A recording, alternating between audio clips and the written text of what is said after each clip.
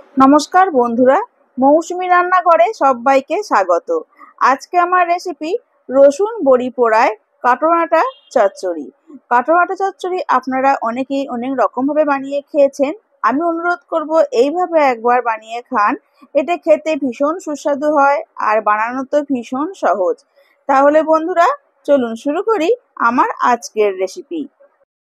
প্রথমেই কড়াই বসিয়ে কিছুটা পরিমাণ সর্ষের তেল গরম করে 4টে শুকনো লঙ্কা ভেজে তুলে নেব।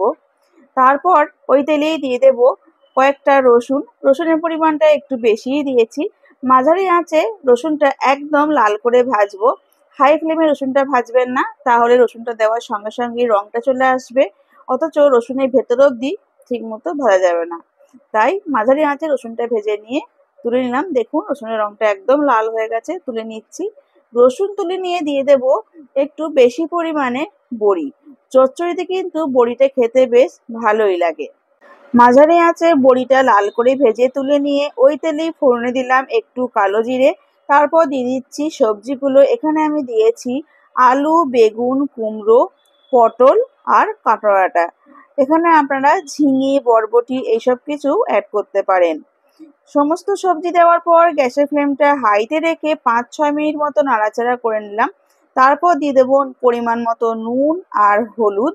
দেখুন সবজি থেকে জল বেরোতে শুরু করেছে, এই সময় দিয়ে দিচ্ছি স্বাদ অনুযায়ী নুন আর পরিমাণ মতো হলুদ।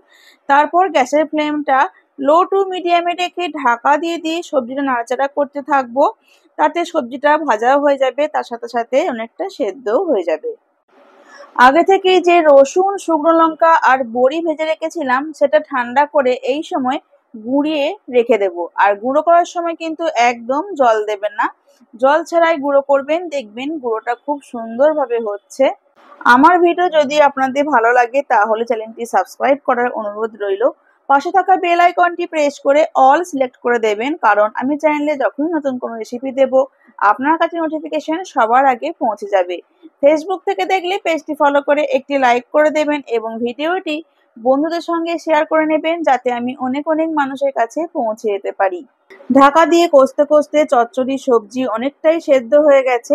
এবার দিয়ে দিলাম স্বাদ অনুযায়ী চিনি। আমি আমার স্বাদ অনুযায়ী চিনি দিলাম, আপনারা আপনাদের পছন্দ মতন চিনি দেবেন। অনেকেই আছেন চচ্চড়িতে একটু বেশি মিষ্টি পছন্দ করেন, আবার অনেকে কম মিষ্টি পছন্দ করেন। তো চিনি দেওয়ার ব্যাপারটা সম্পূর্ণ আপনার স্বাদ অনুযায়ী। দিয়ে দিলাম একটু গরম জল। তারপর নাড়াচাড়া করে ঢাকা দিয়ে আরো 5 মিনিট রেখে দিলাম গ্যাসের ফ্লেমটা মিডিয়ামে করে।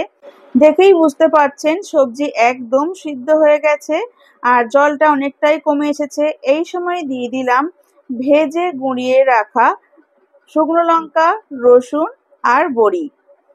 এইবার সমস্ত কিছু খুব ভালো করে মিশিয়ে নিয়ে যখন দেখবেন মাখা মাখা ব্যাপারটা চলে এসেছে আর জলটা একদম শুকিয়ে গেছে, গ্যাসের ফ্লেমটা বন্ধ করে কিছুক্ষণ স্ট্যান্ডিং টাইমে রেখে গরম গরম ভাতের সাথে পরিবেশন করুন।